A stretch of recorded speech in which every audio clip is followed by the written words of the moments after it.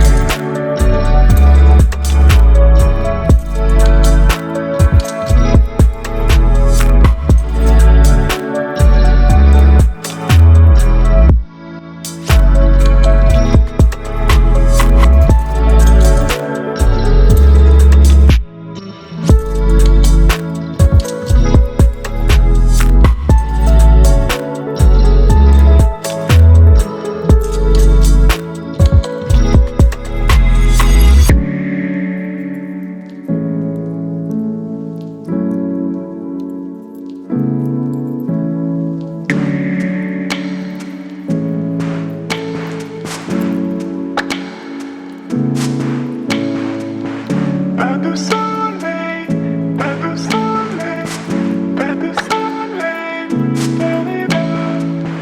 pas de soleil, pas de soleil, pas de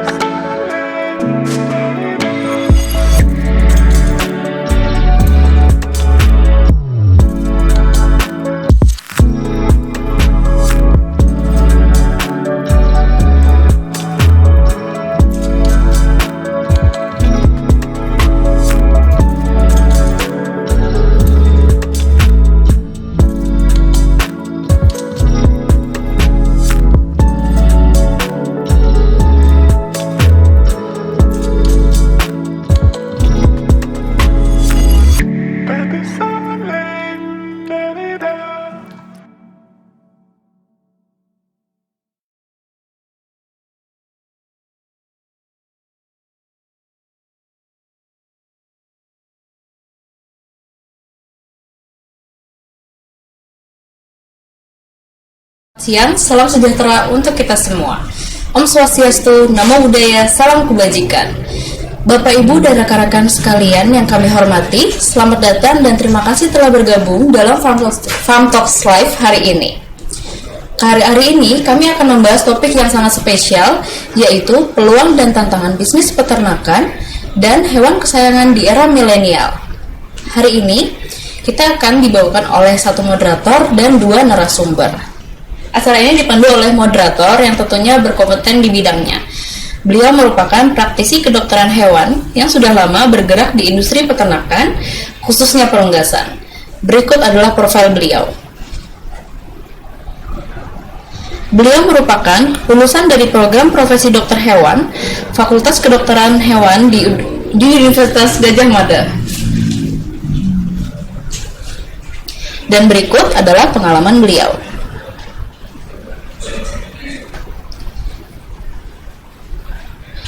Baik, untuk mempersingkat waktu dan tempat kami persilahkan kepada Dr. Hewan Eko Prasetyo untuk memimpin forum ini.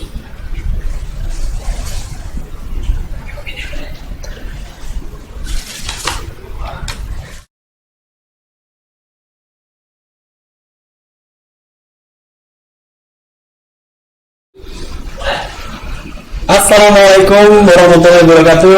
Salam sejahtera, salam sehat, salam semangat, salam dahsyat luar biasa.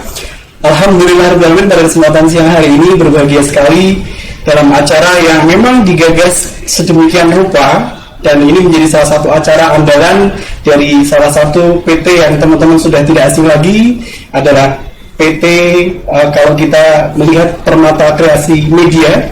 Ini adalah salah satu PT yang memang secara rutin 2 tahun sekali menyelenggarakan event ILDEC. Tentunya hal ini menjadi suatu hal yang amat sangat spesial pada saat situasi pandemi, pada saat situasi di mana kita tidak bisa mengadakan dalam situasi offline, kita bisa adakan dalam kondisi yang online melalui media Zoom pada siang hari ini. Dan berbahagia sekali pada kesempatan siang hari ini sudah ada sekitar banyak peserta yang sudah daftar, 120 sekian, dan ini menjadi salah satu terobosan yang luar biasa pada saat kita melihat antusiasme dari semua yang memang tertarik terhadap bisnis peternakan dan juga bisnis kesehatan hewan. Dan ini adalah suatu acara perdana yang memang pada kesempatan siang hari ini kita menghadirkan 2 kubu yang berbeda, kubu peternakan dan juga kubu kesehatan hewan, di mana dari 2 sisi ini memang kalau kita lihat adalah salah satu bentuk di mana ketika terjadi pandemi, beberapa industri mengalami gangguan, mengalami goncangan, tetapi 2 sisi bisnis ini mempunyai kondisi yang cukup stabil, bahkan cenderung mengalami peningkatan yang cukup luar biasa. Kenapa hal ini penting? Karena kita sama-sama ketahui bahwa pada saat-saat ini hampir industri global di seluruh dunia ini sudah bagaimana situasi bisnisnya sudah masuk ke era digital, yang sering kita dengar sebagai era digital 4.0. Tentunya dengan adanya liberalisasi, adanya teknologi, adanya suatu kondisi yang memaksa ke kita untuk bagaimana kita meningkatkan kemampuan kita dalam mengoptimalkan bisnis di dunia peternakan dan di dunia kesehatan hewan ini, pada akhirnya industri 4.0 ini menjadi suatu hal yang akan menjadi tren pada 5, 10, bahkan 20 tahun ke depan. Dan berbahagia sekali memang pada kesempatan siang hari ini, salah satu perwakilan dari generasi milenial yang memang bergerak di dunia peternakan, nanti kita akan sama-sama dengarkan presentasi dari Mas Rama. Dan salah satu juga generasi milenial yang lebih fokus terhadap hewan kesayangan, nanti akan kita dengarkan juga presentasi yang luar biasa bagaimana Kang Dodi akan memaparkan sejauh mana improve dari semua sistem yang mengarah ke era digital ini bisa kita rasakan banyak manfaatnya. Tentunya ini semua adalah salah satu dampak positif dari adanya suatu pandemi. Kita melihat berbagai macam teknologi yang bisa kita lihat di beberapa sisi di dunia industri ini, hampir sebagian besar mengarah kepada industrialisasi 4.0, di mana kita akan menggunakan nirkabel, kita menggunakan jaringan internet, bahkan tidak kalah juga sistem-sistem aplikasi-aplikasi yang bisa digunakan, sehingga bukan berarti dengan adanya pandemi ini mengalami penurunan, tetapi justru dengan adanya pandemi ini mengalami kenaikan yang sangat signifikan dari waktu ke waktu. Tentunya ini semuanya adalah salah satu upaya kita untuk bagaimana bisa lepas dari pandemi. Nanti kita akan memang membuat desain acara ini lebih santai, sehingga ada interaksi dari semua yang hadir di media Zoom dengan kedua pembicara kita. Dan pada kesempatan pertama ini akan kita sampaikan untuk pembicara yang pertama, kita sampaikan terlebih dahulu bagaimana figur dari pembicara yang pertama ini adalah Mas Rama. Jadi beliau adalah peternak milenial, di mana kiprah di dunia perunggasan, terutama di ayam broiler, cukup luar biasa dalam waktu 5 tahun terakhir ini. Dan ini menjadi salah satu upaya kita untuk bagaimana membaca tren positif dari adanya teknologi, adanya perkembangan industrialisasi di perunggasan ini menjadi suatu hal yang eye-catching bagi semua yang interest terhadap industri peternakan. Setelah itu nanti kita akan hadirkan pembicara yang kedua, ini terkait dengan bagaimana digitalisasi 4.0 juga. Nanti akan ada Kang Dodi juga akan menyampaikan terobosan-terobosan yang dilakukan, sehingga betul-betul ini menjadi suatu hal yang berdampak sangat signifikan terhadap bagaimana industri di dunia kesayangan hewan kesayangan ini dari waktu ke waktu terus berjalan dan mengalami tren positif dari tahun ke tahun. Nanti akan kita simak pemaparan dari dua pembicara itu, dan jangan lupa nanti ada lagi draw. Jadi pastikan semua yang hadir di Zoom betul-betul mengikuti sampai akhir, karena akan ada lagi draw juga. Dan sesi yang tidak kalah penting adalah sesi interaktif, di mana semua hadirin yang ada di Zoom ini mempunyai kesempatan yang sama untuk mengkorek lebih rinci terkait dengan bagaimana kedua pembicara ini akan memaparkan terobosan-terobosan di industrialisasi global 4.0. Oke, untuk yang pertama kita akan panggilkan salah satu narasumber yang pertama kepada Pak Rama, Mas Rama. Lebih enjoy kita memanggil Mas Rama. Nanti kalau pas kebetulan Dr. Dodi menyampaikan, kita lebih enjoy juga memanggil dengan Kang Dodi, sehingga lebih interaktif dan kita lebih santai. Tentunya ini semuanya kita lakukan agar bagaimana kita bisa menggali lebih rinci terobosan-terobosan yang sudah dilakukan oleh dua pembicara kita. Kepada Mas Rama, monggo, berikutnya waktu dan tempat akan kami serahkan sepenuhnya.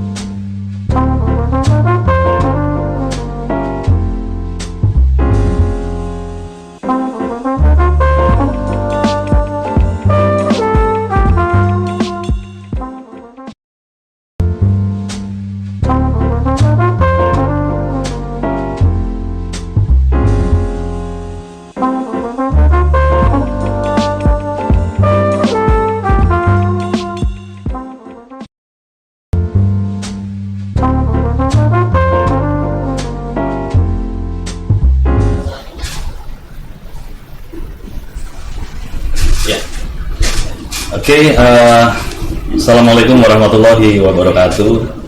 Selamat siang, selamat salam berbahagia dan salam untuk peternak Indonesia.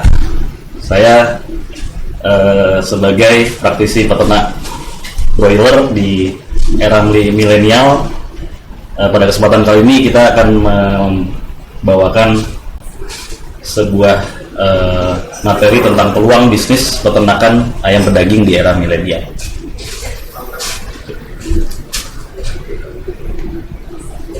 Next ini.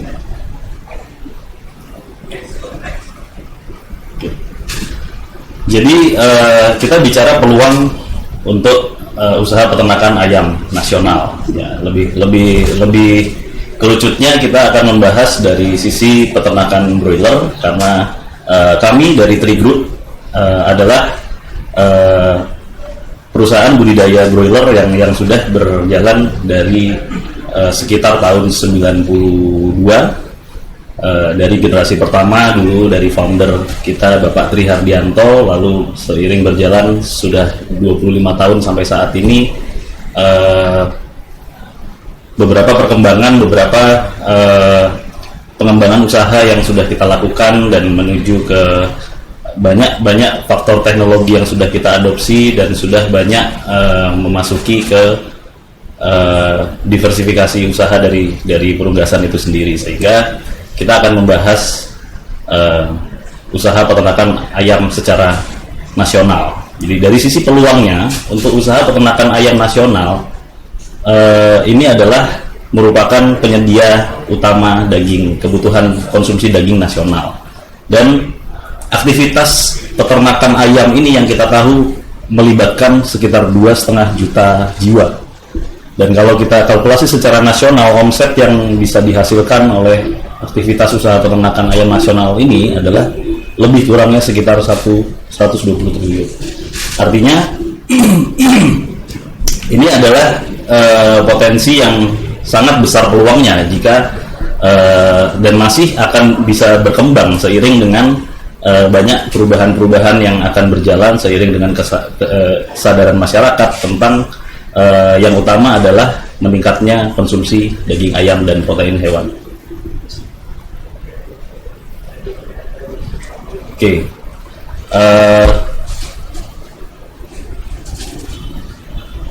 Berikut adalah data konsumsi daging ayam di negara Asia Tenggara. Kalau kita lihat data menunjukkan bahwa Indonesia memang masih sangat rendah dibandingkan negara-negara tetangganya, yaitu Malaysia, Thailand yang secara kapita lebih tinggi, namun walaupun jumlah penduduknya sangat jauh ketinggalan dibanding Indonesia. Dan kita lihat juga di Vietnam yang mana kita tahu memang perkembangan sampai dengan tahun ini masih terus meningkat, sehingga dalam 4 besar atau 5 besar negara-negara terbesar di ASEAN, kita memang Indonesia masih masuk ke angka yang cukup relatif rendah dibandingkan yang lain.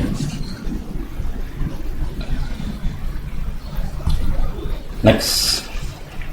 Oke, kita lihat peluang usaha budidaya broiler. Ini didasari dari meningkatnya populasi penduduk dari tahun ke tahun. Artinya seiring peningkatannya populasi penduduk pasti berkontribusi positif terhadap meningkatnya tingkat konsumsi protein hewan.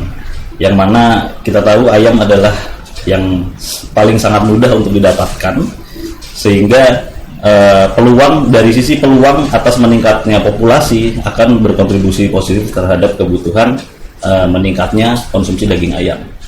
Lalu meningkatnya pendapatan per kapita, itu pun akan menjadi faktor ekonomi yang mendorong behavior atau gaya hidup masyarakat untuk meningkatkan konsumsi protein hewani.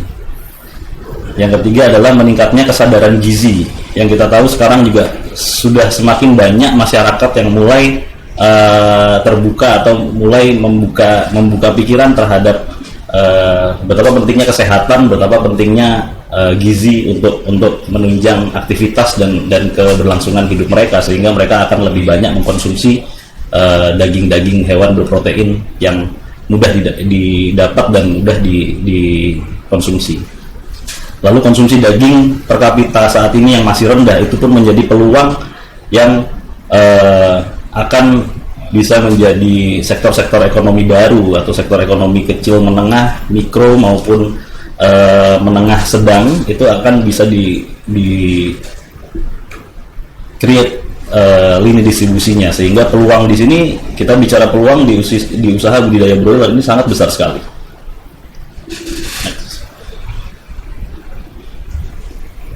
Ya, sebagaimana kita tahu, sebaran ini adalah Indonesia yang terdiri dari 33 provinsi dan tersebar sekian banyak kota-kota di negara ini, yang memang kalau kita lihat sebaran sentra peternakan broiler tentunya itu pasti lebih dari 40% atau mayoritas ada di daerah Pulau Jawa.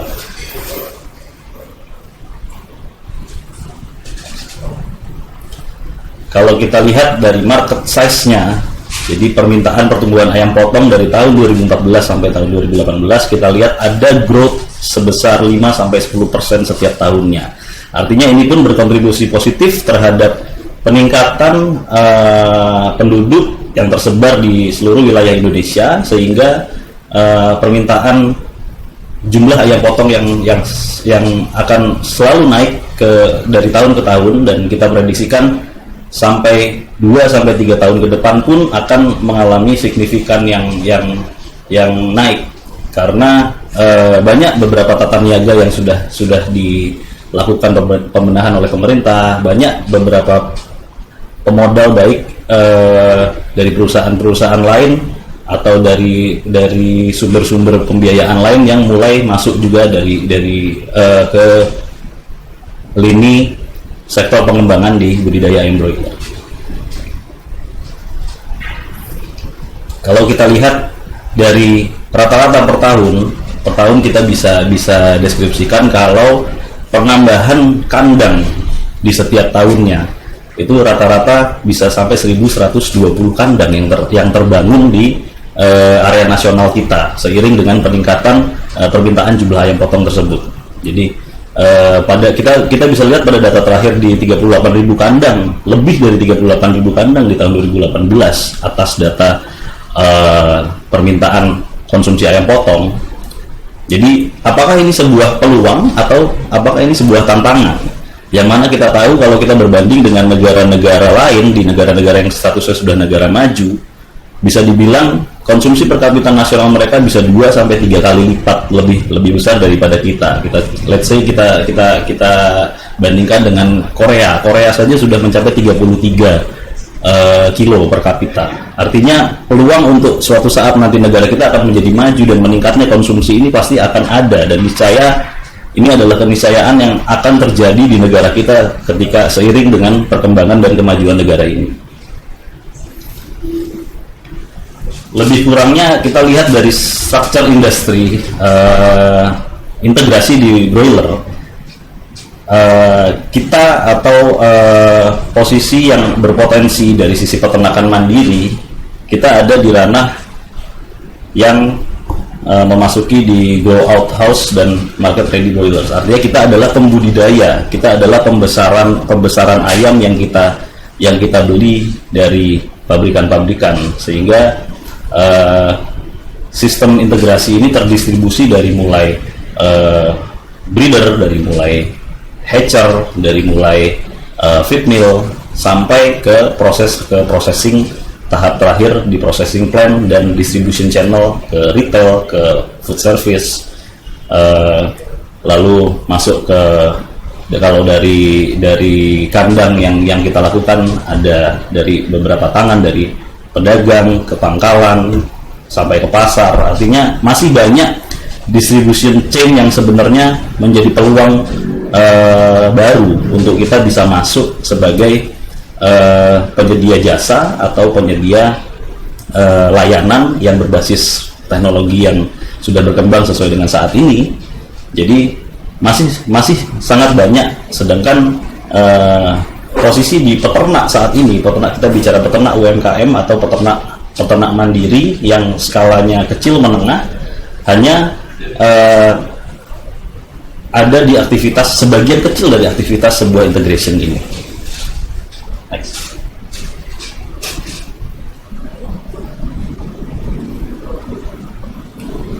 Oke, kita ilustrasikan dari sebuah proses vertikal integrasi yang terjadi dari perusahaan-perusahaan besar.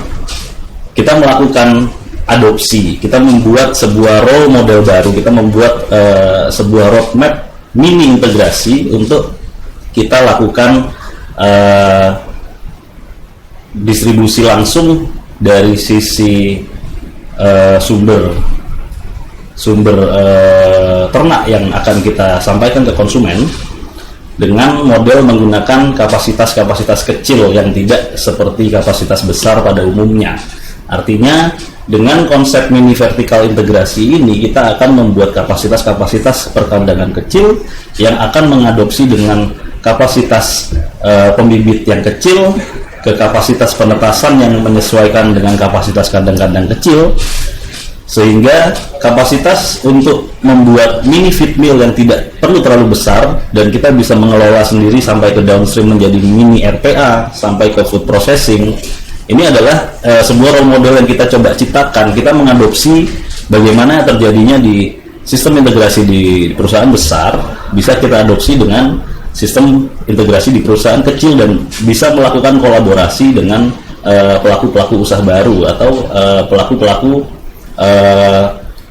diversifikasi perusahaan yang baru terhadap supporting company yang bisa berkontribusi di aktivitas vertikal integrasi ini.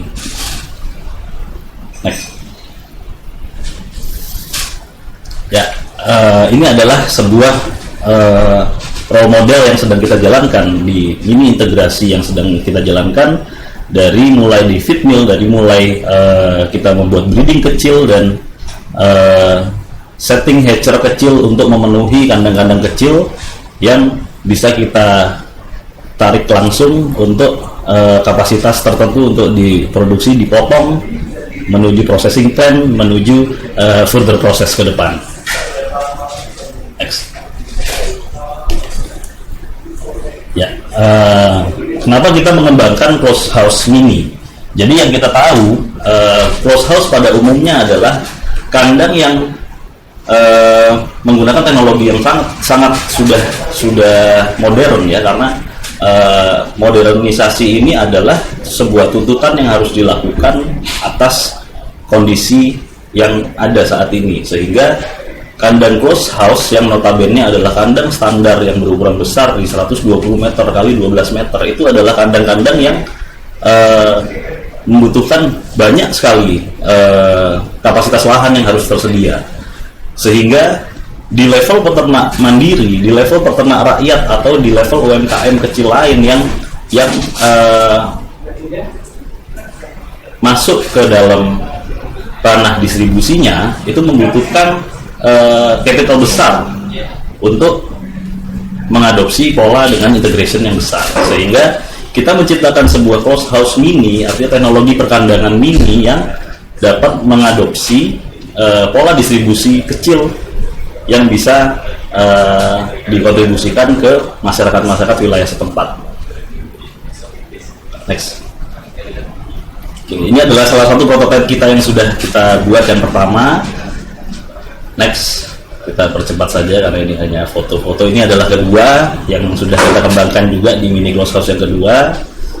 Lalu next adalah yang ketiga yang kita juga mulai mengadopsi dari yang awalnya teknologi sangat klasik, teknologi yang sangat sederhana yang tanpa menggunakan tempat makan otomatis, tanpa menggunakan auger, yang sekarang sudah kita adopsi dengan, bahkan kita mengadopsi dengan kandang kecil yang menggunakan teknologi slab seperti kandang modern closed house besar yang bisa mengadopsi tanpa menggunakan sekam. Karena seiring waktu memang cuaca saat ini banyak yang menjadi halangan di aktivitas perkandangan kita, sehingga kita harus mencoba terobosan-terobosan baru yang harus kita lakukan untuk bisa keluar dari permasalahan tersebut. Oke, kita coba next. Nah, ini adalah gambaran singkat rekap performance yang sudah kita jalankan di kandang mini closed house. Jadi kalau kita lihat dari sisi cost production yang bisa dicapai atas performance di kandang-kandang kecil ini, toh ternyata tidak kalah dengan kandang-kandang besar yang ada di pada umumnya.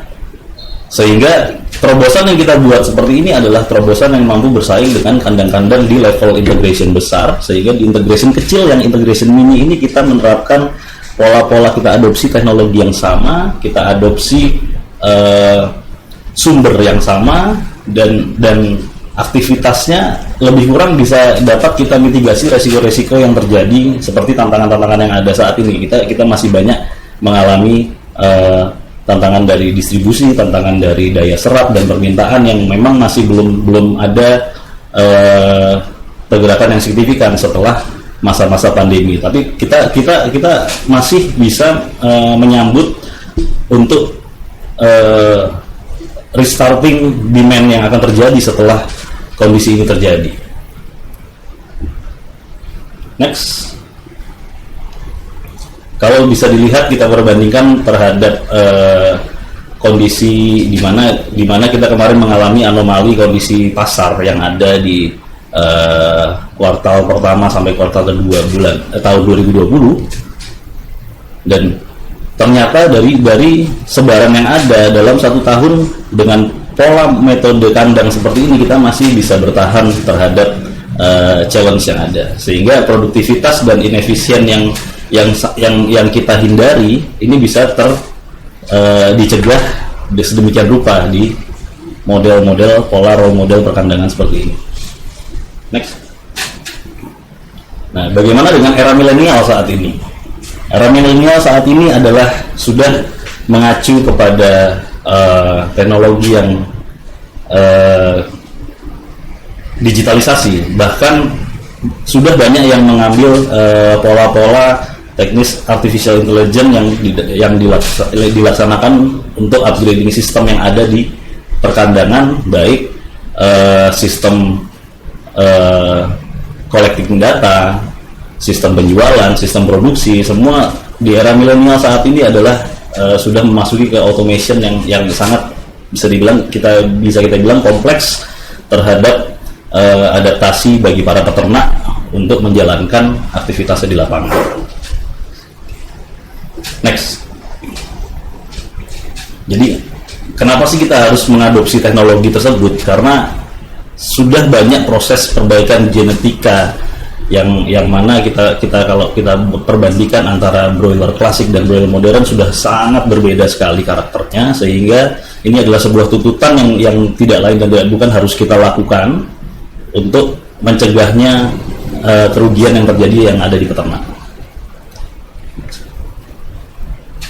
Jadi di manajemen kami kita menerapkan SOP yang sudah kita susun sedemikian rupa tata laksana pemeliharaannya. Kita menggunakan monitoring secara digital, kita menggunakan monitoring secara web base, dan semua terkoneksi terhadap network yang ada. Bahkan di beberapa farm kita sedang menerapkan beberapa percobaan untuk sebuah peralatan-peralatan yang berbasis IoT, sehingga ini adalah fasilitas yang sudah dapat mensupport SDM yang ada, dapat membantu operator-operator di kandang untuk bisa memitigasi resiko yang terjadi pada proses pemeliharaan, sehingga peternak ataupun perusahaan itu akan mendapatkan produktivitas dan performance yang maksimal, sehingga segala risiko-risiko sudah bisa kita cegah. Kita bisa monitor itu secara harian, kita bisa mencegahnya terjadi yang hal-hal non teknis yang tidak diinginkan. Kita lihat ini pun adalah indikator-indikator parameter yang bisa kita lihat dari pengukuran sistem IoT tadi. Jadi kita bisa mengetahui berapa populasi yang terpasang, kita bisa melihat sisa ayamnya, apakah terjadi permasalahan di pertumbuhannya, apakah terjadi permasalahan di pakannya, sehingga kita bisa banyak parameter yang bisa kita jadikan untuk mengkontrol environment, karena yang kita tahu performance adalah kontribusi dari environment dan dari genetik, juga manajemen yang ada di dalamnya. Oke. Nah, kita menyambut ke masih menyambung ke peluang bisnis broiler yang ada. Jadi kita sedang mengembangkan peluang investasi broiler farm estate, kita sebut farm estate. Jadi ini adalah program yang sedang kita coba kembangkan, sehingga kita mau membuat kolaborasi kepada pihak-pihak calon pengusaha baru untuk bisa ikut berkontribusi di perkembangan budidaya ayam broiler. Jadi kita coba analisa usaha yang bisa kita dapatkan dari kandang-kandang mini close house yang tadi. Secara penghitungan adalah kita untuk membuat kandang seperti itu kita hanya membutuhkan relatif angka yang lebih rendah dari kandang-kandang normal yang skala industri besar, dan ini adalah nilai investasi yang bisa didapatkan dengan fasilitas-fasilitas pembiayaan dari KUR, program-program bank yang memudahkan untuk usaha-usaha UKM, sehingga sangat visible untuk bisa kita coba dan kita perhitungkan. Karena kalau kita bandingkan dengan kandang-kandang besar yang kita membutuhkan biaya sekitar 2,5 sampai 3 miliar untuk membuat satu kandang, kalau kita bandingkan dengan kita hanya membutuhkan biaya 500 juta untuk membangun kandang seperti ini. Artinya dengan kapasitas 8.000 ekor kecil tadi, kita membutuhkan biaya investasi senilai 60.000 per ekornya.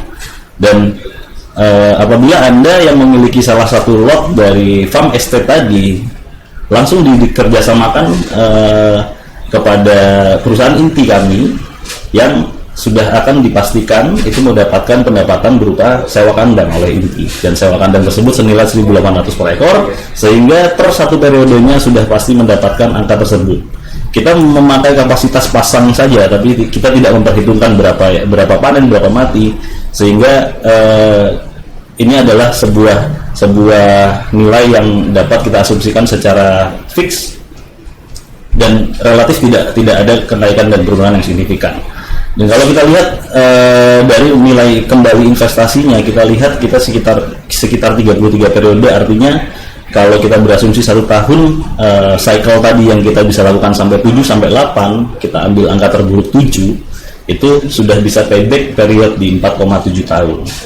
Dan beberapa kondisi tertentu yang masih bisa kita kembangkan dari kerjasama model seperti ini adalah jika pemeliharaan ini kita membuat satu kerjasama baru dengan bentuk profit share atau bagi hasil, sehingga profit share yang pada umumnya kita sudah patok di 20% untuk mitra yang bekerjasama di farm estate seperti ini, kemungkinan biaya investasinya akan maju senilai 5-10% tambahan terhadap ROI yang ada, sehingga investasi yang ada dengan nilai tersebut akan kembali lebih cepat dari 4-5 tahun menjadi 3-3,5 tahun. Oke, lebih kurangnya mungkin itu dari kita, peluang-peluang yang bisa kita share kepada teman-teman millennials yang mungkin ingin mencoba untuk atau ingin mulai mengembangkan usahanya di bidang peternakan, karena peluang ini adalah peluang yang memang cukup menjanjikan, dan memang kita bisa berkolaborasi bersama dari model investasi seperti ini, kita akan bisa turut untuk membesarkan dan untuk turut meningkatkan konsumsi dan turut memajukan negara kita. Salam peternak Indonesia. Terima kasih.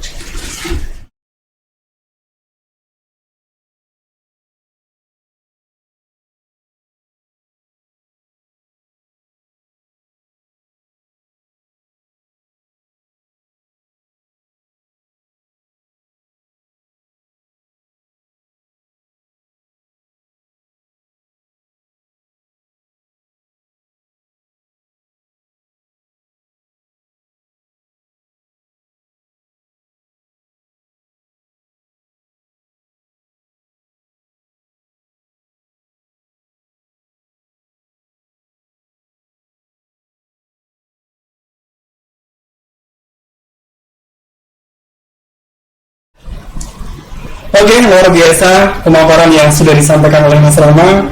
Tentunya ini menjadi salah satu keunggulan dan juga bagaimana improvisasi yang dilakukan di bidang peternakan ini menjadi salah satu standpoint yang bisa kita tangkap dari materi yang tadi sudah kita simak. Dan kalau kita lihat ada dua hal yang perlu kita headlight dari apa yang disampaikan oleh Mas Rama.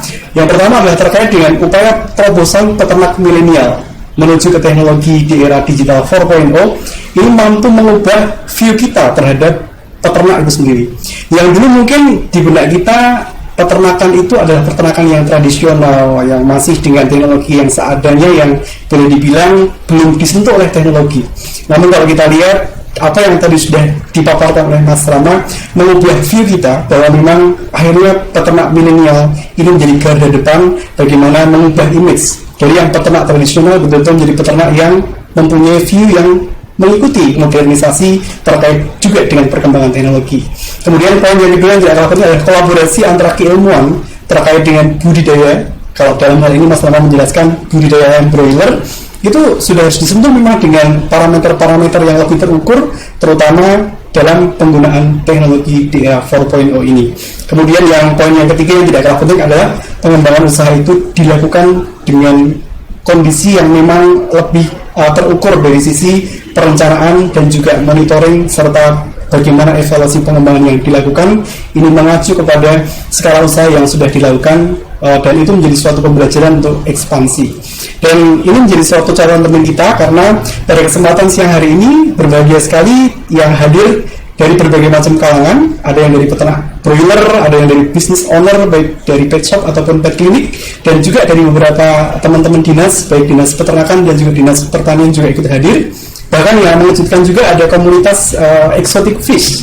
Jadi ada penggemar ikan koi, ikan cupang, ikan arowana yang ikut juga hadir di sesi pada kesempatan siang hari ini.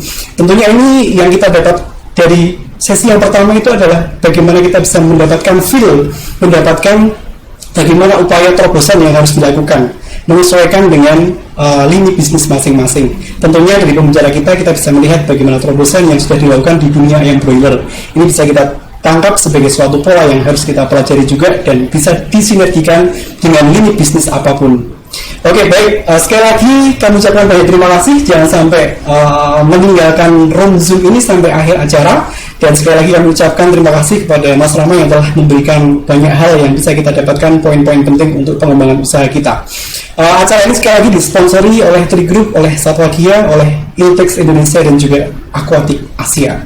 Oke, baik, mudah-mudahan masih tetap concern, masih tetap fokus terhadap materi berikutnya. Sekali lagi kami mohon maaf karena terkait dengan jaringan, barangkali ini menjadi salah satu kendala karena secara nasional kita dapat berita dari hari kemarin juga ada permasalahan. Mudah-mudahan tidak mengurangi rasa ketertarikan dan teman-teman bisa fokus sampai acara ini nanti berakhir. Oke, demikian sesi pembahasan yang sudah disampaikan oleh pembicara yang pertama. Sekarang kita akan beralih dari dunia peternakan ke dunia hewan kesayangan. Ini juga tidak kalah menarik lagi karena di era pandemi COVID yang sudah kita rasakan, mungkin sudah hampir menjelang di angka 1,5 tahun, 2 tahun ini, ternyata bisnis yang berhubungan dengan hewan kesayangan ini juga menjadi daya tarik tersendiri. Nah, untuk mengupas lebih rinci terkait dengan materi tersebut, hari ini kita kedatangan tamu spesial juga yang akan mengupas sisi lain bagaimana bisnis di hewan kesayangan ini bisa terus berkembang pada saat situasi pandemi. Oke, kita akan panggilkan pembicara yang kedua kepada Kang Dodi, kami persilahkan.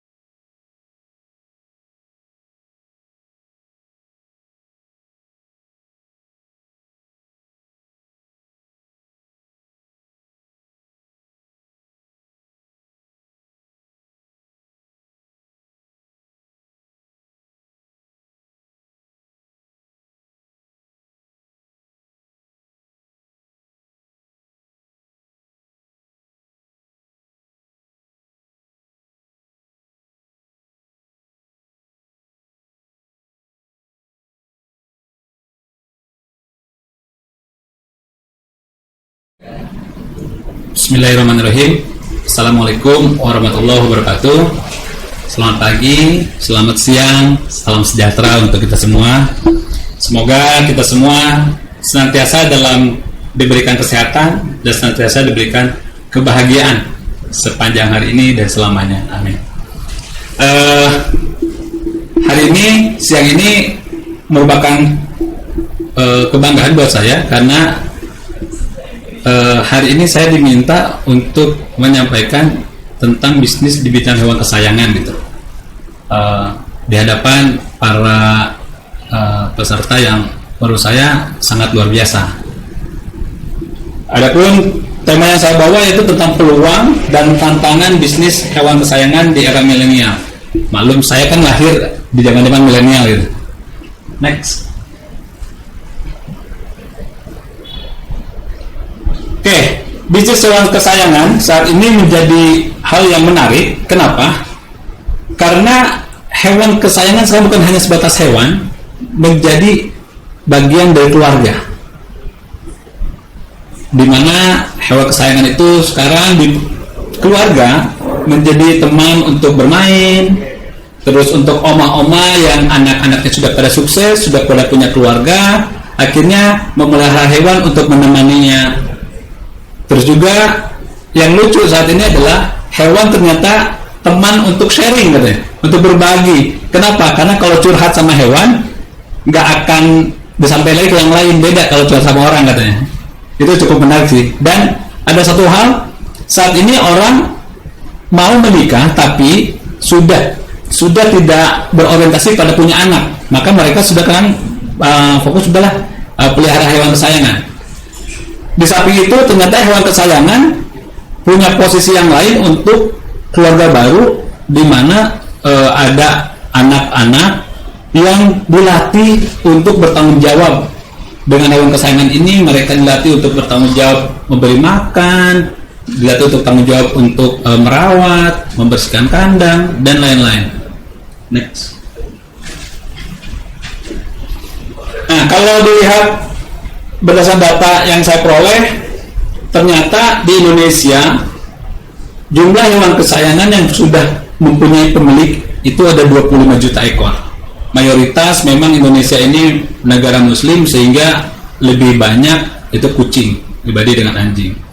Selain itu ternyata kepemilikan hewan, kalau anjing rata-rata 1, sekian, tapi 1, kalau kucing itu hampir 2 rata-ratanya. Sehingga populasi orang dengan populasi hewan saat ini hewan itu hampir 10% dari populasi manusia di Indonesia. Kurang lebih sekitar 270 juta manusia di Indonesia. Sekarang ada 25 juta hewan kesayangan yang sudah berpemilik. Next. Oke. Nah, bagaimana dengan besarnya pasar di Indonesia untuk pasar hewan kesayangan? Saya di sini coba mengelompokkan ke dalam 4 kelompok, di mana ada pet food, ada obat hewan, suplemen, aksesoris obat hewan di sini untuk hewan kesayangan ya, tidak untuk yang lain-lain. Terus juga ada bagian services itu maksudnya itu adalah tempat layanan kesehatan hewan atau klinik hewan, rumah sakit hewan atau praktek dokter hewan. Dan device ini adalah alat-alat yang menunjang untuk dokter hewan melakukan kegiatan pemeriksaannya. Total itu ada sekitar 34,3 triliun rupiah di Indonesia bisnis hewan kesayangan. Kalau kita lihat rata-rata ada 25 juta ekor, otomatis kalau kita hitungkan kurang lebih sekitar 1,3 atau 1,4 juta rupiah per ekor. Itu adalah spending orang untuk hewan kesayangannya dalam 1 tahun. Cukup besar karena saat ini kebutuhan cukup tinggi. Next. Nah, terus ada tantangan yang besar tahun kemarin sampai juga tahun ini perihal datanya COVID. Tapi ternyata di bidang hewan kesayangan, di bidang layanan kesehatan hewan utamanya itu ada pada posisi potensial winner, di mana mungkin di sini juga ada para pemilik pet shop, ada para pemilik klinik hewan. Itu bagaimana selama COVID justru bidang ini terus tumbuh, naik. Tapi bisa kita lihat pada slide berikutnya, next. Nah, ternyata pertumbuhan bisnis juga di bidang hewan kesayangan ini dipengaruhi dengan adanya online yang begitu meningkat, terutama terhadap kebutuhan produksi produk-produk online yang begitu meningkat juga terhadap, kalau di Indonesia konsultasinya melalui online, dan sekarang sudah mulai ada juga konsultasi online. Itu meningkatkan hampir kalau di umum itu 400%, di hewan hampir 200% meningkat. Itu menjelaskan bahwa di balik ada musibah pasti ada peluang. Kita ada tantangannya COVID itu membuat bisnis pet justru malah meningkat. Kenapa? Karena mereka bersama-sama di rumah setiap hari, karena work from home kan, WFH, makin peduli bawa hewannya ke klinik hewan atau ke pet shop untuk mandiin, bawa hewannya agak kotor sedikit, di grooming.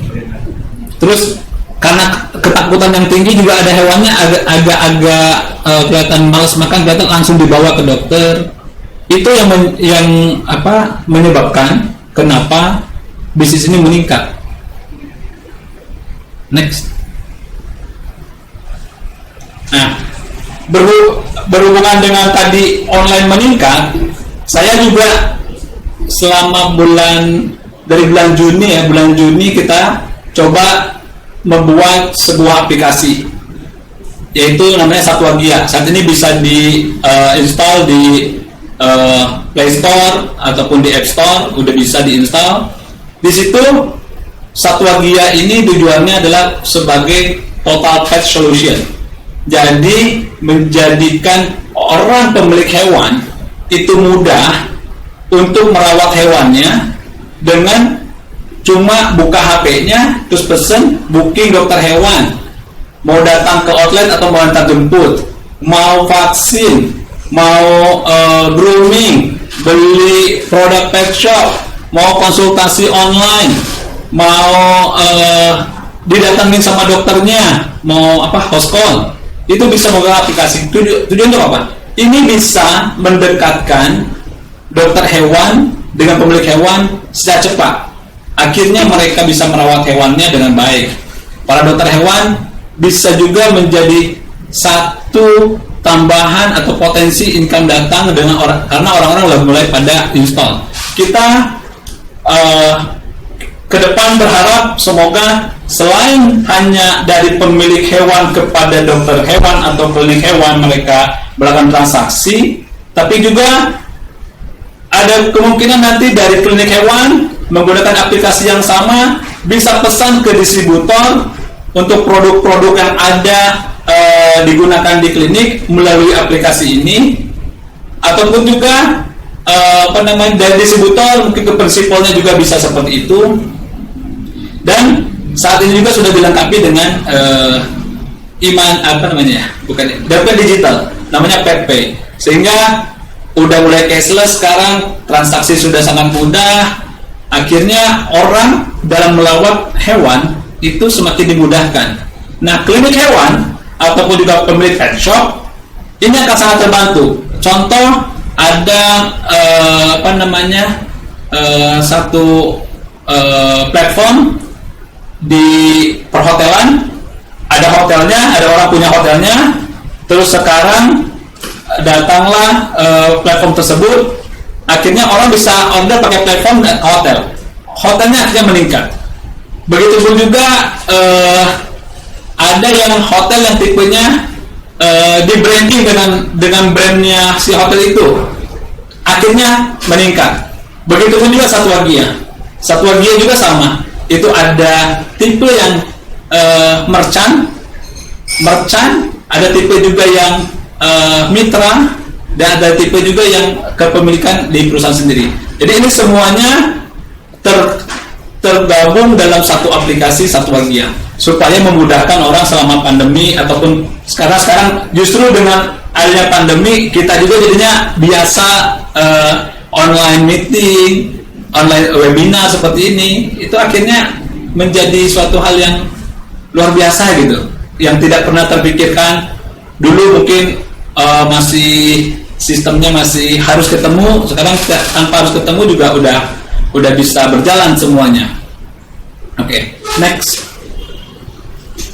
Nah, bagaimana si aplikasi ini digital ini selama tahun 2020, mulai rilisnya Oktober. Ini data baru dari Oktober sampai dengan Desember. Sangat luar biasa menurut saya. Kenapa?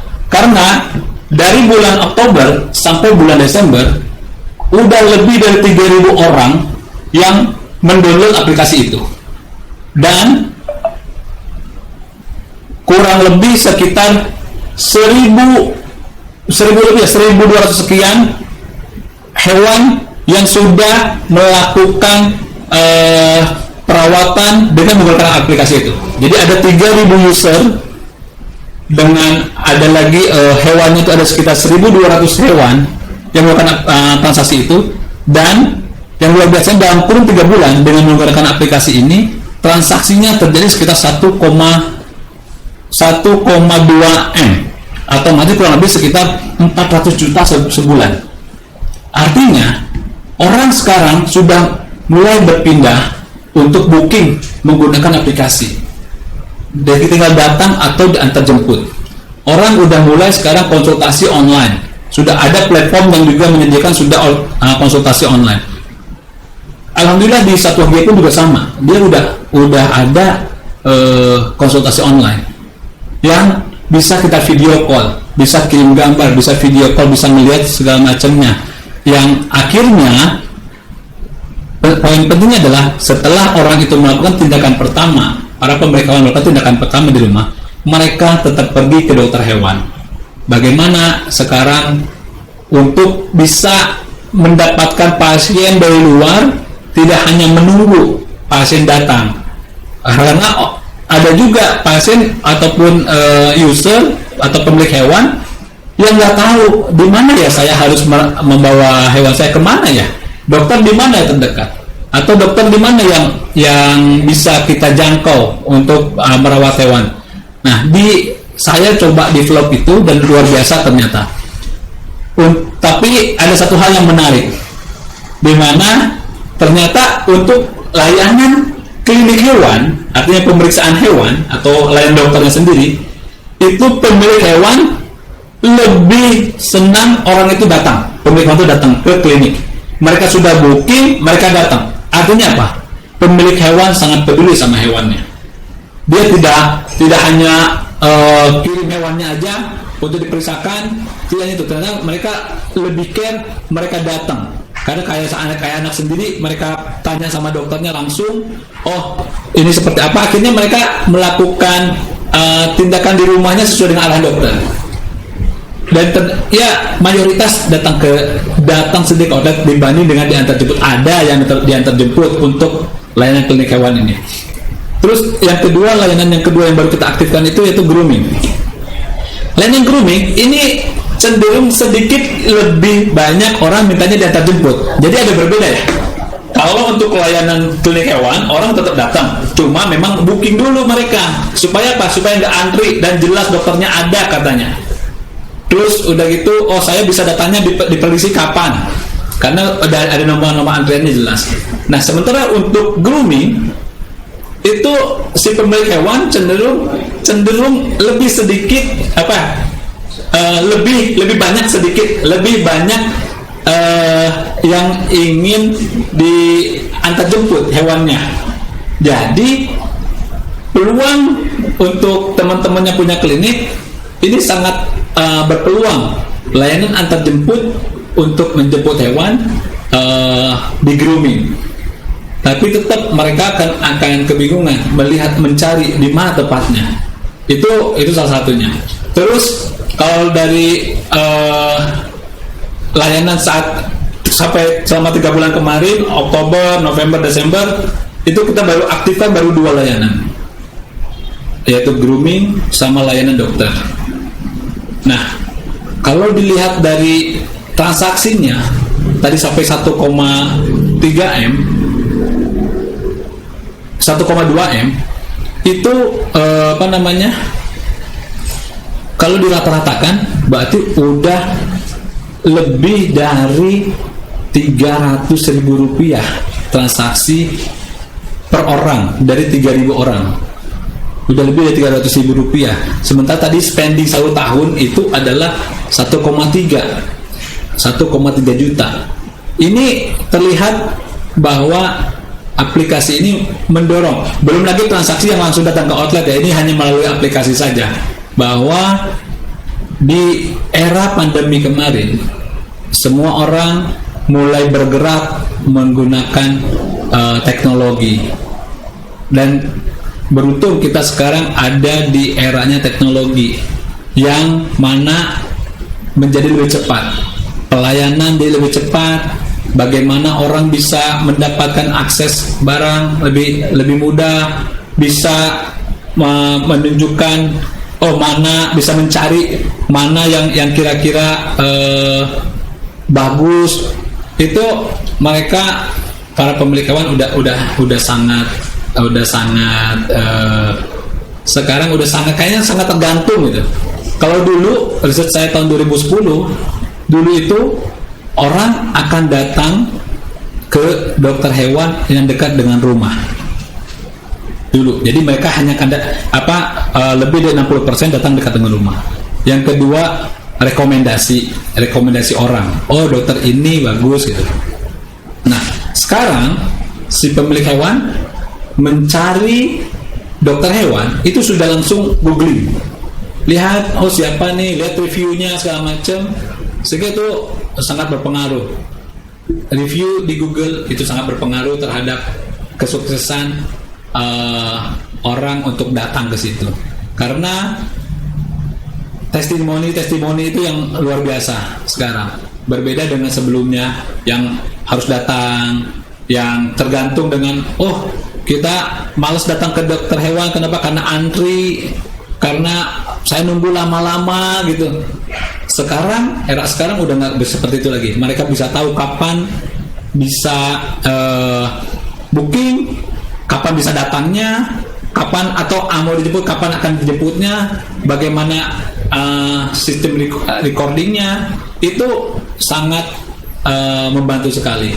Nah, era pandemi tantangannya sangat besar, tapi bagi saya pandemi ini menjadi satu peluang. Makanya saya langsung bergegas membuat suatu terobosan di bidang pet ini, dan mungkin ada juga beberapa aplikasi lain yang sudah develop bagus juga. Tapi mudah-mudahan Satwagia ini bisa membantu para pemilik hewan dalam merawat hewannya menjadi lebih baik, bisa membantu para pelaku usaha di bidang hewan kesayangan juga mendapatkan dampak positif dengan mereka booking melalui aplikasi kami. Mungkin itu dari saya. Adapun ada yang kurang atau apa, mohon maaf. Nanti mungkin akan ada tanya jawab berikutnya. Mangga dipersilakan. Terima kasih. Wabillahi taufiq wal hidayah. Wassalamualaikum warahmatullahi wabarakatuh.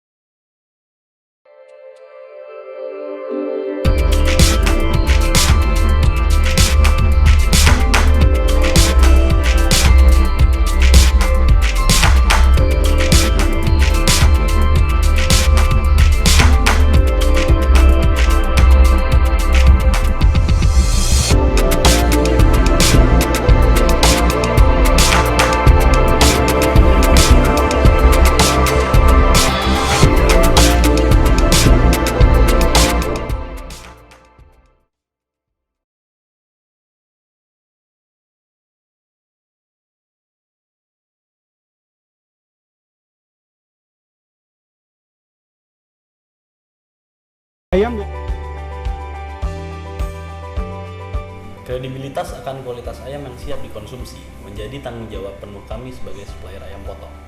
Kapasitas ayam potong yang diinginkan oleh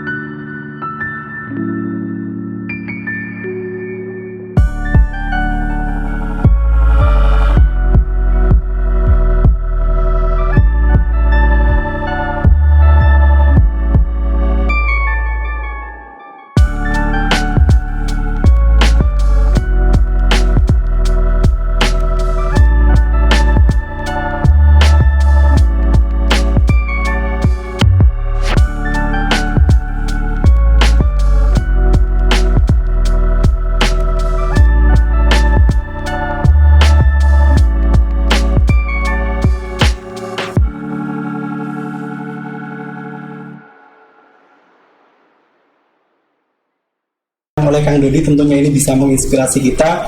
Kembali lagi saya highlight ada 3 hal yang perlu kita jadikan sebagai salah satu inspirasi pada sesi kali ini. Yang pertama adalah terobosan di masa pandemi terkait dengan digitalisasi 4.0 menjadi suatu strength point bisnis hewan kesayangan. Sama-sama kita ketahui bahwa dengan adanya aplikasi satu lagi yang tadi sudah dipaparkan dengan rinci, ini menghubungkan antara pemilik hewan kesayangan kepada dokternya. Bahkan yang lebih luar biasa lagi dalam konteks bagaimana mendekatkan antara hewan kesayangan dengan pemiliknya dan dengan dokternya, ke depan akan segera dilanjutkan dengan bagaimana dokter hewan terhubung kepada supplier. Pengusaha pet shop akan terhubung dengan supplier, dan ini bisa memangkas jalur yang sekarang masih manual menuju era digitalisasi. Poin yang kedua adalah dalam dunia bisnis hewan kesayangan, dan ini juga mungkin di dunia bisnis yang lain, bahwa aspek pelayanan ini menjadi salah satu kekuatan tersendiri, di mana dengan pelayanan yang terbaik akhirnya menimbulkan trust, dan dengan trust yang baik ini akan memungkinkan perusahaan-perusahaan apapun berkembang dengan lebih pesat lagi. Poin yang ketiga yang tidak kalah penting lagi dari apa yang telah disampaikan oleh Kang Dodi adalah kejelian kita dalam menangkap peluang bisnis di masa pandemi ini, mampu meng-create bisnis yang unik, yang memang ini menjadi suatu hal yang tentunya menarik dan berbeda dengan di sebelum-sebelumnya, menjadi salah satu upaya kita dalam melihat kondisi peluang di masa-masa pandemi ini. Tentunya apa yang disampaikan Kang Dodi tadi bisa menginspirasi kita, tidak cuma sekedar kita bertahan, tetapi kita justru berkembang pada saat kita melalui masa pandemi dengan inovasi-inovasi yang kita lakukan sesuai dengan lini bisnis kita masing-masing. Ini merupakan suatu hal yang amat sangat penting agar kita bisa tetap survive dan bahkan kita bisa berkembang dari waktu ke waktu. Oke, baik, itu adalah resume secara umum.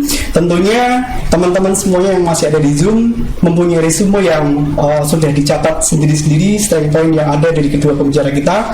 Itu menjadi suatu inspirasi-inspirasi untuk kita bisa bertahan dan juga untuk kita bisa berkembang dari waktu ke waktu. Oke, baik, jadi sesi presentasi sudah bisa kita lalui dengan baik oleh pemateri yang pertama, Mas Rama, dan juga pemateri yang kedua oleh Kang Dodi. Tiba saatnya kita akan membacakan sesi pertanyaan, di mana sesi pertanyaan ini kita akan mencoba merandom apa yang sudah disampaikan di chat room. Kita akan membacakan satu persatu. Tentunya ketika nanti tidak terjawab ataupun tidak sempat ditanyakan di sesi ini, kita akan sampaikan kepada kedua pembicara. Nanti di sesi yang lain kita akan sampaikan jawaban yang sudah ditanyakan. Oke, baik, yang pertama saya akan mencoba membacakan salah satu pertanyaan dari peserta kita, dari Bapak M. Maskom. Jadi dari Sinar Dunia Unggas Malang. Ternyata memang kalau kita lihat apa yang disampaikan Pak Markom ini menjadi suatu pertanyaan yang mudah-mudahan bisa mewakili.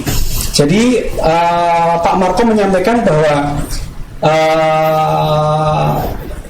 Trigroup ternyata ikut menjadi integrator. Artinya integrator yang ada ini memang situasi yang ada di dunia perunggasan juga akan bertambah karena adanya konsep mini integrasi. Nah, pertanyaannya, apakah pola usahanya berkolaborasi juga dengan peternak rakyat atau peternak plasma, atau justru peternak rakyat seperti Pak Maskom ini yang mungkin tergilas oleh integrator akan semakin tergenjat ataupun gulung tikar? Pertanyaan yang memang cukup menarik untuk ditelaah lebih dalam. Kemudian yang kedua adalah, apakah kami juga harus ikut menjadi integrator juga sebagaimana yang sudah dilakukan oleh Trigroup? Jika suplainya tinggi, lalu siapa yang bertanggung jawab menumbuhkan demand-nya? Luar biasa, pertanyaannya amat sangat rigid dan ini langsung to the point. Mungkin Mas Rama bisa mengelaborasi lebih rinci, menjelaskan lebih rinci terkait dengan apa yang sudah ditanyakan oleh Pak Maskom. Monggo, waktu dan tempat kami persilakan. Ya, baik. Ini menarik sekali nih pertanyaan dari Pak Maskom dari Malang ya. Luar biasa. Kalau saya menanggapi dengan seperti ini Pak. Kalau kita melihat sebuah perubahan pola role model menjadi sebuah integration. Ini adalah integration yang kita ciptakan di skala kecil.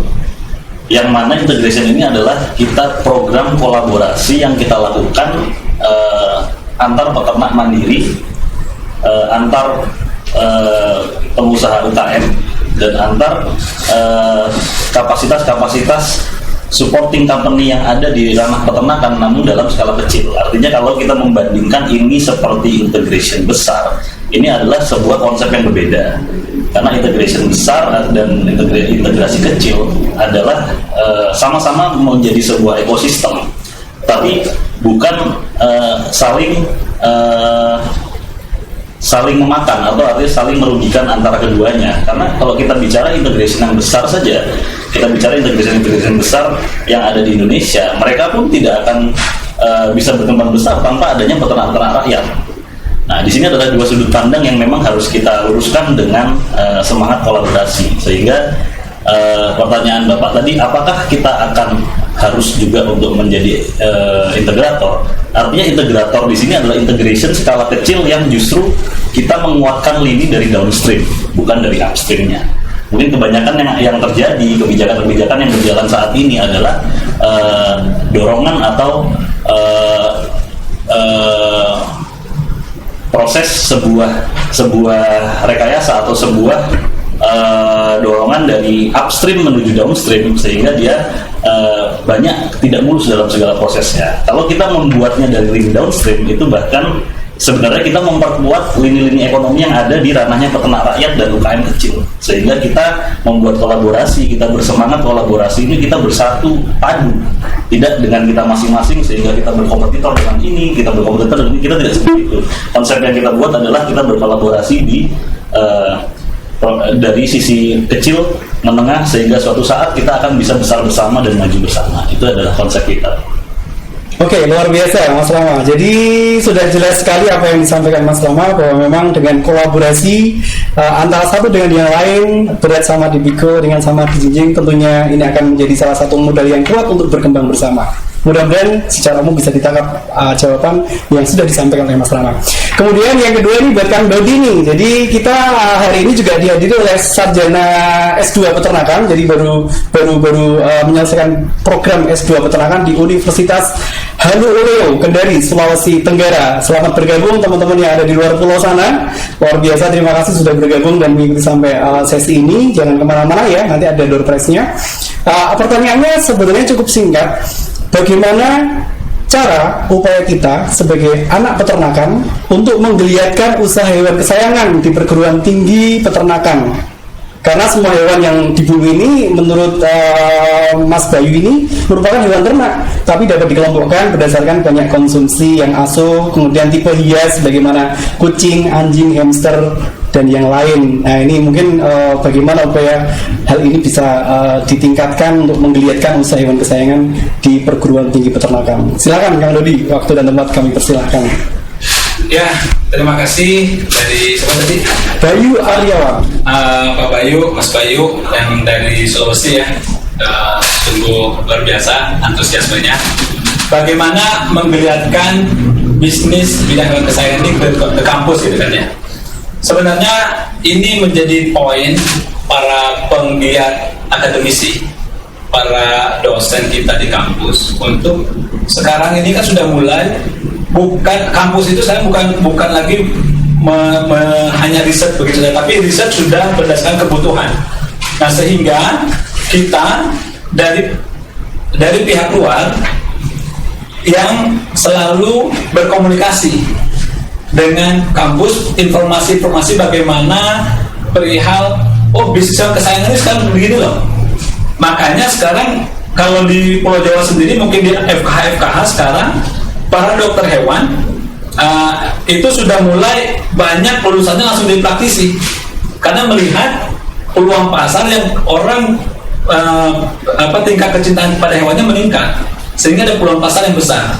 Jadi kita para pelaku usaha selalu berkomunikasi dengan pihak universitas, pihak kampus, perihal ayo bagaimana dari kampus ini bisa menyiapkan satu dokter hewan yang siap untuk berpraktek.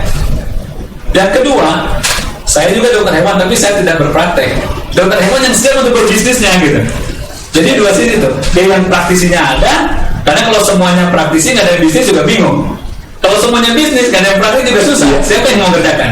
Jadi ini memang saat ini kami juga sedang menginisiasi kerjasama dengan universitas, bagaimana nanti dokter hewan itu akan siap untuk dua tadi, ada siap untuk bekerja sebagai praktisi, yang kedua siap sebagai bisnisnya. Itu ada satu model yang kita miliki dan namanya Satwagia Academy.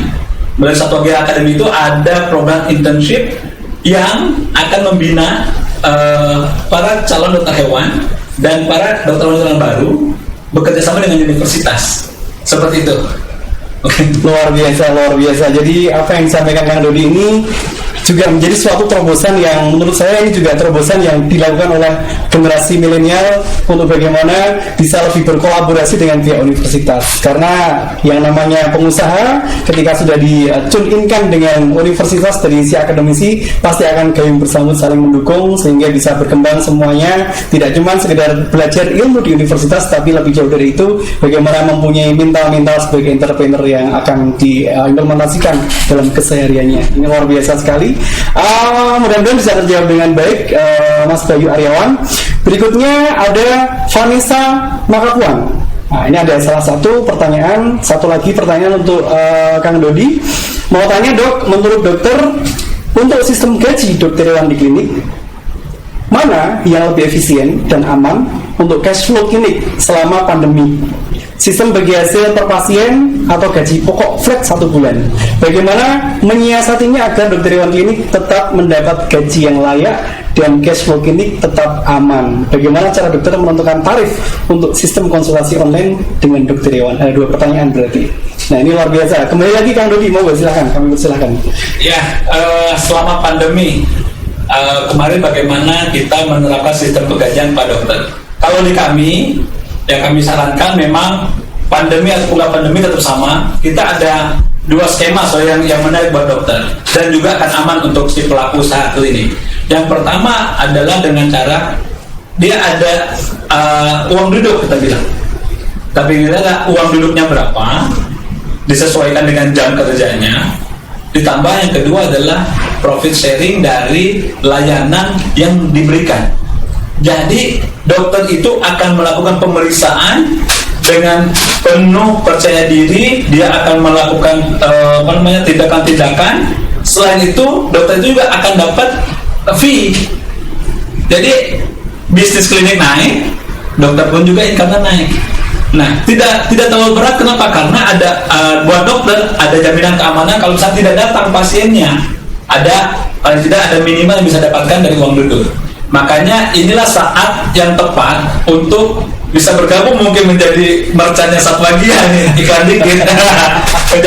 Kenapa? Karena sudah banyak orang yang menginstal Satwagia saat ini yang sayangnya outletnya belum ada. Contoh di Jakarta Selatan atau di Jakarta itu belum ada outletnya. Mereka cuma baru bisa konsultasi melalui aplikasi Satwagia. Tapi ketika harus dilakukan tindakan kan susah. Nah, ini saatnya untuk akan datang orang ke situ, ke klinik, sehingga cash flow klinik akan naik. Terus dokter akan semangat melakukan tindakan karena dapat fee. Jadi sistem di combine antara sistem fee dengan sistem uang duduk, di combine. Tidak flat. Kalau flat saja bahaya buat klinik. Dokternya nanti santai. Udah pasti dapat gaji. Nah kalau fee saja, dokternya kekhawatiran. Kalau nggak datang kan mendatangkan pasien bukan tugas dokter saja. Jadi ini memang saling yang menurut saya tak paling fair. Combine antara sistem uang duduk tadi dengan fee. Nah terus bagaimana menentukan konsultasi online? Ini agak sedikit promosi juga nih. Kami berbeda dengan salah satu platform transportasi. Kalau platform transportasi bekerjasamanya dengan sopirnya, dia kerjasama dengan sopir, akhirnya pangkalannya bangkrut karena sopirnya langsung bekerjasama dengan si platform tersebut. Ada juga salah satu platform juga sekarang itu menjadi tantangan juga buat yang punya klinik, karena ada kemungkinan dokter yang praktek itu akan seperti sopir-sopir yang transportasi tadi. Kalau kami itu berbeda. Kami ada tentukan biayanya kita tentukan. Kalau nggak salah biaya itu 25.000. Itu kami bagi. Untuk klinik tempat dia praktek ada bagiannya. Untuk dokter yang melakukan pelayanan ada bagiannya. Jadi dokter itu nggak akan pernah keluar. Karena kalau dokter itu keluar dari kliniknya, maka dokter itu nggak akan dapat lagi user akses sebagai dokter untuk menerima konsultasi online. Kliniknya akan terlindungi. Semakin banyak dokter menerima konsultasi online, maka klinik semakin banyak juga pendapatannya. Berbeda halnya dengan yang tadi tuh yang sistem transportasi, platform transportasi. Betul. Kalau kita jagain kliniknya supaya ada terus berjalan, tapi dokternya juga dapat pendapatan yang lain sambil nunggu gitu. Karena trafficnya sekarang 1 jam itu rata-rata udah ada 2 konsultasi. Kita baru loh. Iya. Biasanya kita masih sedikit, tapi 1 jam udah ada 2 konsultasi trafficnya sekarang.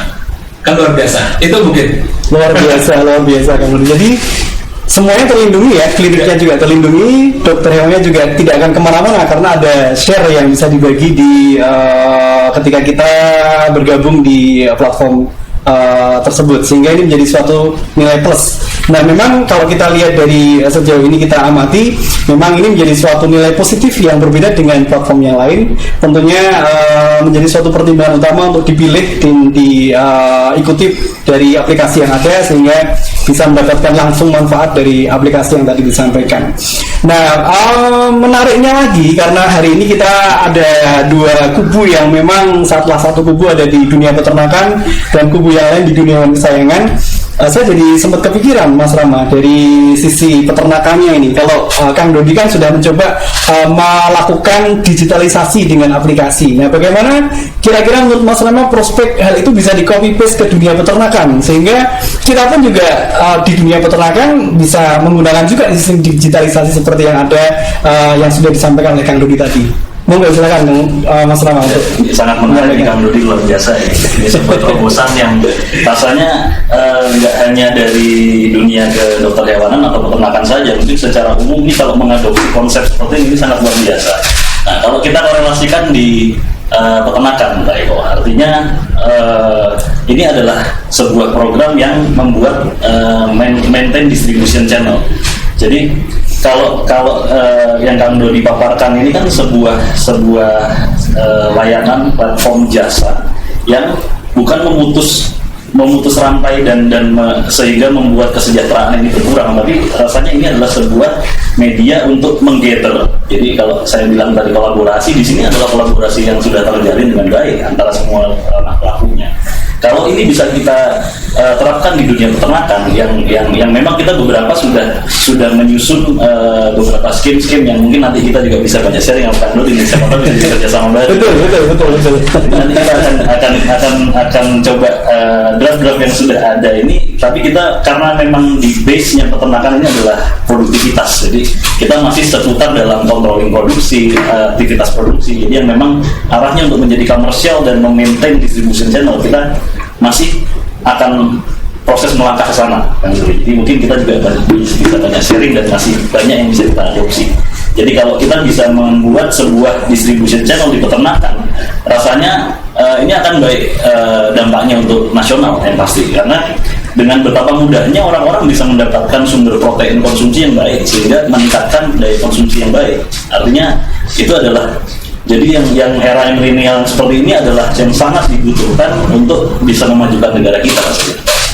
Luar biasa, Mas Rama. Jadi ternyata memang apapun ketika kita punya suatu niat untuk berkembang dan berinovasi, selalu aja ada peluang yang bisa kita optimize sehingga bisa memberikan kontribusi yang positif, tidak cuma perusahaan itu bertahan namun bisa berkembang.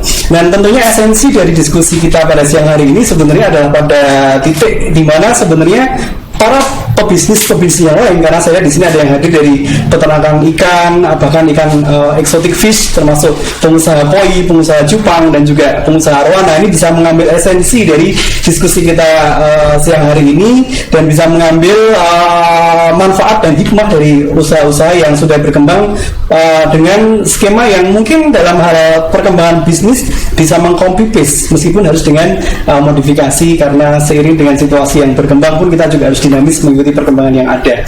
Dan ini kalau dilihat, memang kalau dilihat dari total jumlah peserta yang ada memang bervariasi. Sengaja sesi pertama ini kita undang dari berbagai macam lini, baik di sektor peternakan, yang sisi lain juga di hewan kesayangan. Kita banyak berharap apapun hal-hal inspirasi yang bisa kita dapatkan hari ini bisa kita implementasikan dalam keseharian di dunia masing-masing, di dunia bisnis masing-masing. Nah, memang kalau kita lihat dari pertanyaan yang ada, barangkali kalau teman-teman yang ada di Zoom masih ada yang ingin ditanyakan, kita akan bacakan ketika ada pertanyaan yang akan disampaikan. Nah, terkait dengan program peternakan, barangkali Mas Rama punya bagaimana program ke depan untuk bagaimana bisa lebih optimal dari sisi, sekarang sudah optimal, cuman dari sisi bagaimana terkait dengan digitalisasi 4.0, kira-kira program-program apa yang bisa kita lakukan ke depan agar pemenuhan kebutuhan protein hewani di negara kita ini bisa lebih terpenuhi, karena konsumsi di negara kita tadi sudah disebutkan masih jauh dari yang diharapkan. Kira-kira apa strategi yang bisa dilakukan dalam hal ini oleh Trigo grup untuk bagaimana bisa mendukung program-program yang mendukung untuk ketercukupan protein hewani. Ini sangat penting untuk kita juga dapat feel-nya dari yang tadi disampaikan di sesi presentasi, Mas Rama. Mohon silakan. Ya, program-program mungkin kita ke depan akan membuat rasanya program-program seperti ini juga kalau kita rutinkan dari sisi kita membahas peternakan dengan adaptasi teknologi terbaru yang bisa membantu men-trigger untuk distribusi protein hewani itu lebih baik, rasanya juga menjadi program kita juga nanti ke suatu saat ke depannya. Artinya kalau untuk memaksimalkan yang sudah kita jalankan, kita akan membuat salah satunya seperti program investasi yang tadi sempat saya paparkan di presentasi, itu pun mendorong minat dari pelaku usaha dan mendorong wawasan dari segi konsumen.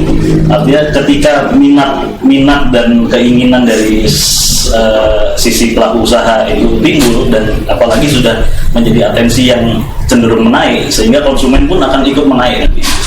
Jadi kalau masalah peningkatan konsumsi adalah kita masih banyak proses yang harus banyak melibatkan segala pihak, sehingga harapan kita tidak hanya pelaku usaha, pemerintah, asosiasi dan lain-lain pun akan turut serta untuk kita sama-sama bergotong royong untuk memajukan konsumsi. Oke, luar biasa Mas Rama. Jadi tentunya apa yang tadi disampaikan Mas Rama itu menjadi salah satu tantangan di era milenial ini untuk selalu berkembang, dan pastilah ketika memang ada suatu niat ke arah kebaikan, ketika itu fokus dan konsentrasi maksimal menuju ke arah tujuan, insya Allah juga jalan-jalan akan segera terbuka dengan lebih maksimal, sehingga apa yang dijadikan sebagai suatu keinginan dan juga cita-cita bisa terlaksana dengan lebih maksimal lagi. Nah, memang ini menjadi salah satu hal yang kita inginkan juga dari sesi ini. Mudah-mudahan pada saat kita menjalankan farm stock di batch berikutnya juga inspirasi baru seperti ini yang akan kita tingkatkan, dan ini memacu semangat teman-teman semuanya, Bapak Ibu semuanya yang berada di dunia bisnis, baik yang berhubungan dengan peternakan ataupun hewan kesayangan, bisa lebih semangat lagi ke depannya. Oke, baik. Lucky draw sekali lagi yang masih tune in, kami ingatkan lagi bahwa pada sesi hari ini ada 2 orang pemenang yang akan mendapatkan lucky draw. Tentunya sebagai bukti kehadiran teman-teman masih tune in di media Zoom, nanti akan kita verifikasi, bahkan nanti akan diberikan pertanyaan singkat yang tentunya mudah untuk dijawab kepada 2 pemenang tadi, sehingga memastikan bahwa memang masih tune in di acara kita sampai sore hari ini. Oke, barangkali kalau kita lihat dari pemaparan yang sudah disampaikan, tentunya inspirasi yang diberikan oleh kedua pembicara kita tadi bisa meningkatkan motivasi kita, walaupun dalam situasi yang pandemi, situasi yang kita memang dalam kondisi yang tidak sedang baik-baik saja, tetapi kreativitas kita, inovasi kita menemukan hal yang baru di balik suatu adanya tantangan, peluang-peluang yang lain masih bisa digali dengan lebih maksimal lagi. Barangkali itu yang menjadi strength point dari acara pada siang hari ini. Sebelum acara ini kita tutup, akan ada 2 orang yang akan mendapatkan lucky draw. Segera kita akan coba undi lagi, kita akan coba pilih dari sekian banyak peserta untuk bisa memenangkan lucky draw yang sudah kita siapkan. Oke, baik. Jadi nanti akan di data dari teman-teman yang sudah masuk ke absenting, yang pendaftaran di awal sudah dimasukkan ke dalam suatu sistem yang terkomputerized dengan baik, dan Wheel of Name ini akan menentukan siapa yang akan beruntung pada kesempatan siang hari ini untuk mendapatkan lucky draw. Boleh segera diputar saja. 1, 2, 3, boleh diputar barangkali. Kita akan putar dulu Wheel of Names-nya. Semuanya mempunyai peluang yang sama, semuanya mempunyai kesempatan yang sama. Kita hentikan, kita stop. 3, 2, 1. Nama yang muncul adalah Diana Sawen SPT MSI. Sekali lagi sebagai bukti kehadiran, silahkan Diana Sawen Sarjana Peternakan MSI untuk bisa menghidupkan mic-nya. Juga bisa dibantu teman-teman panitia untuk meng-on-kan sebagai bukti bahwa Ibu atau Mbak Diana Sawen ini masih online. Apakah masih online sampai siang hari ini? Oh, sudah tidak ada ya. Oke, kalau gitu kita putar lagi. Wheel of Names akan kita putar lagi. 5, 3, 2, 1. Kita putar. Terus kita putar, coba stop. Nama yang muncul adalah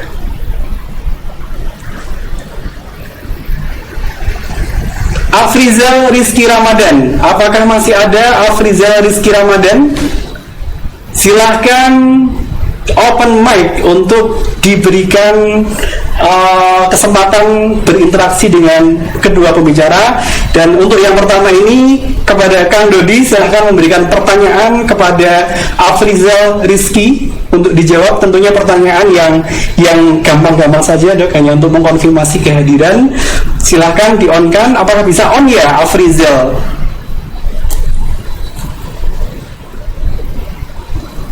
Bisa on? Oh, masih dikunci ternyata. Minta bantuan dari teman-teman panitia. Silakan dibuka kuncinya biar bisa on, open mic, sehingga bisa gayung bersambut ketika kita interaktif untuk berdiskusi langsung. Oke, silakan. Afrizal sudah diizinkan oleh admin untuk dibuka mic-nya.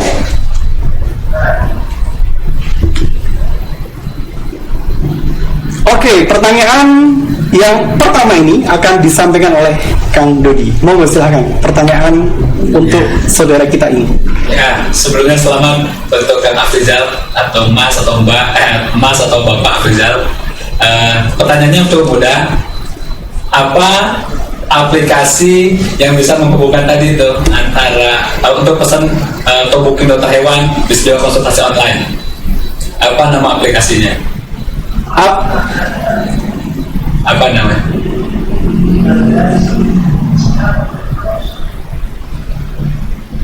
Sorry, agak putus-putus.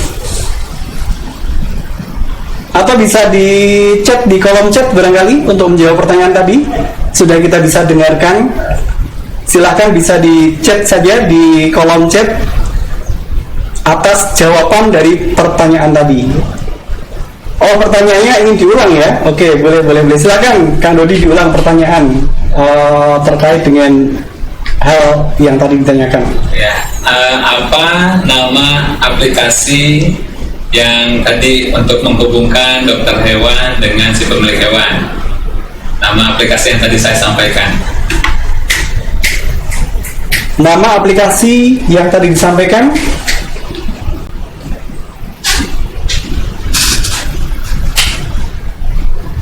Pertanyaan amat sangat gampang, sangat mudah. Silakan dijawab dengan lantang begitu ketika sudah open mic.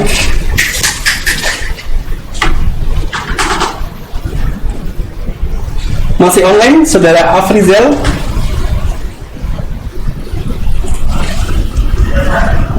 Oke.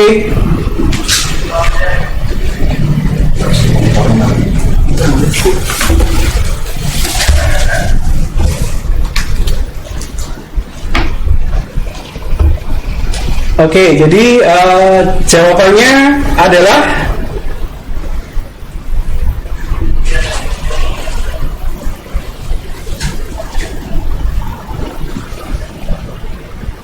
ya, sepertinya ada kendala di sinyal. Kita terdengar sih, cuman suaranya agak senyap-senyap begitu. Jadi timbul tenggelam. Mungkin bisa mencari posisi yang pas sehingga sinyalnya bisa lebih jelas begitu.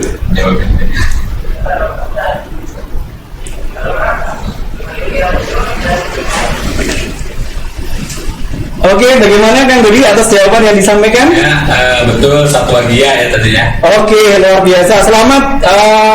Nanti akan dihubungi oleh panitia terkait dengan lucky draw pada kesempatan siang hari ini. Masih ada satu lagi lucky draw. Seperti yang tadi di awal, kita akan mencoba memutar lagi wheels of name yang sudah diinput oleh teman-teman yang ada di sini. Oke, silakan diputar lagi. 3, 2, 1, silakan diputar. Putar terus, kemudian stop.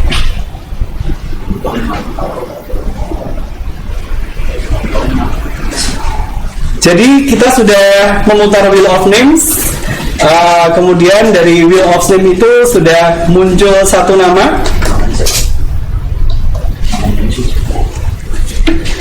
Oke, jadi semuanya mempunyai peluang yang sama ya. Muncul yang nama adalah Dr. Hewan Pujiastuti MSI. Mohon bantuannya tuh di unmute. Kemudian sebagai bukti interaksi, mohon kesediaan untuk open mic juga. Pertanyaan yang kedua ini akan disampaikan oleh Mas Rama. Silakan disimak, silakan Mas Rama. Pertanyaan kepada Dr. Hewan Pujiastuti. Mudah-mudahan Dr. Hewan Pujiastuti masih on di acara sampai sore hari ini. Silakan Mas Rama. Tes kepada ibu-ibu atau mbak, saudari-saudari Puji.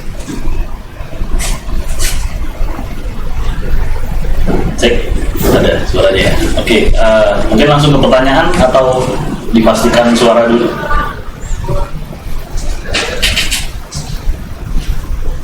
Sudah online? Ibu Pujiastuti on mic sebagai konfirmasi. Open mic bisa memberikan sinyal suara barangkali.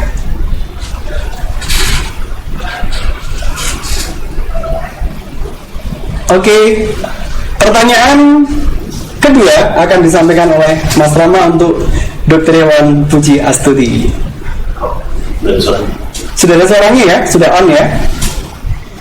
Oh, tidak ada jawaban. Oke, baik. Jika tidak ada jawaban, kita akan putar Wheel of Name lagi. Tetapi sebelumnya kita hitung mundur sampai hitungan ke 5, 4, 3, 2, 1. Oke, kita akan putar Wheel of Names berikutnya. Oke, kita putar lagi Wheel of Names untuk menentukan siapa yang mendapatkan lucky draw pada kesempatan siang hari ini. Kita akan putar lagi 3, 2, 1. Oke, kita putar siapa yang akan muncul. Langsung kita stop saja. Kita lihat siapa yang beruntung pada kesempatan siang hari ini. Kita akan sampaikan satu pertanyaan yang tentunya pertanyaan yang gampang. Kita pastikan yang hadir betul-betul bisa terkonfirmasi atas kehadirannya. Yang beruntung pada kesempatan siang hari ini, nama yang muncul adalah Saudara Adam Kostiadi. Apakah masih on di Zoom pada kesempatan sore hari ini? Oh, tidak ada. Oke, baik. Kita putar lagi Wheel of Names 3, 2, 1. Kita putar lagi. Oke, stop. Kita lihat siapa yang muncul untuk nama berikutnya. Yang muncul adalah Saudara Ikvina Dea Paramita. Apakah masih on Ikvina Dea Paramita? Silahkan open mic, sampaikan jika memang masih ada on, atau di kolom chat masih ada misalnya, sehingga bisa terverifikasi. Oke, baik, tidak ada ya. Kita putar lagi. Oh, masih ada ini. Di kolom chat masih ada. Jadi balik lagi, masih ada di kolom chat, masih ada Saudari Ikvina Dea Paramita. Oke, open mic bisa ya untuk mengkonfirmasi kehadiran. Oke, tes suara barangkali masih on. Oke, silakan pertanyaan untuk yang beruntung yang berikutnya yang terkonfirmasi masih ada. Silakan Mas Nama disampaikan pertanyaannya. Oke, masih ada ya. Jadi kita tanyakan nih, pertanyaannya gampang. Apa nama forum diskusi kita hari ini, programnya? Oke. Oh, gampang banget nih. Kalau nggak tahu nggak menyimak sama sekali berarti.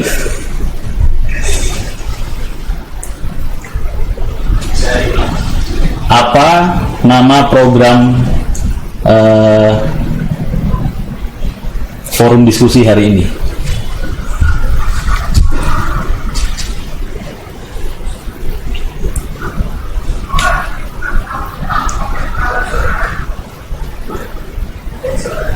Gampang sekali, silakan dijawab. Bisa melalui kolom chat atau open mic. Kayaknya dia lagi buka WhatsApp nih. Apa yang namanya lupa. Betul nggak Pak Eko nih jawabannya nih? Jawabannya adalah oke, baik. Jadi menurut saya orang kedua yang beruntung sesuai dengan yang sudah sama-sama kita simak, jawabannya betul sekali. Jadi masa lupa? Jadi jangan sampai lupa, karena acara ini akan secara reguler kita akan adakan. Nah, oke, baik, rekan-rekan semua yang masih ada di Zoom, tentunya acara ini disponsori oleh Tri Group, oleh Satwagia, oleh Ildex Indonesia dan Aquatic Asia. Dan atas berakhirnya lucky draw pada sesi sore hari ini, maka berakhir pula lah acara yang sudah kita selenggarakan dari siang menjelang sore hari ini. Silakan ditunggu pengumuman berikutnya. Bagi yang menang mendapatkan lucky draw nanti akan dihubungi oleh panitia. Kita akan ketemu lagi di sesi yang lain. Ditunggu pengumumannya. Selalu tune in dari awal sampai akhir. Mudah-mudahan acara ini bisa memberikan inspirasi buat kita semuanya. Sekali lagi selamat atas dimenangkannya 2 lucky draw, dan sekali lagi kembali terima kasih kepada seluruh teman-teman yang masih tune in di acara ini. Kita akhiri secara formal dan akan segera kami kembalikan kepada pembawa acara. Waktu saya kembalikan kepada Mbak Dinda. Waktu dan tempat kami kembalikan. Saya akhiri. Terima kasih. Assalamualaikum warahmatullahi wabarakatuh.